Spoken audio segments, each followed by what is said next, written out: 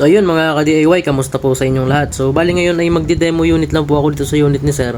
So ito yung kanyang pinasadya sa akin na DIY power bank mga ka-DIY. So bali dalawa na yan nag-order sa atin, ito from Cavite.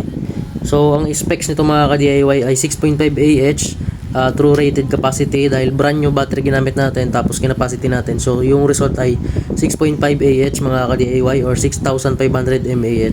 So ito yung actual tsura ng battery ni Sir. So ano ba ang special dito mga ka-DIY? So ito kasi ay 12.86 battery.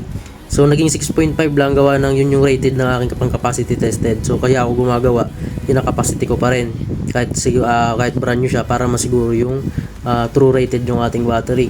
So syempre meron siyang 3 pieces na DC out.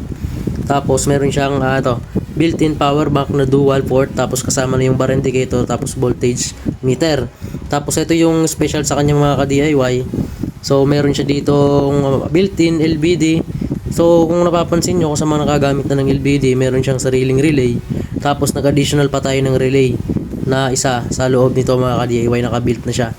Tapos ito direct battery. So pwede ito kung sakaling emergency, pwede ito pang jump start sa motor. Sa motor lang mga ka-DIY, hindi pwede pang sasakyan. Sa mga motorcycle lang po pwede pang jump start yan.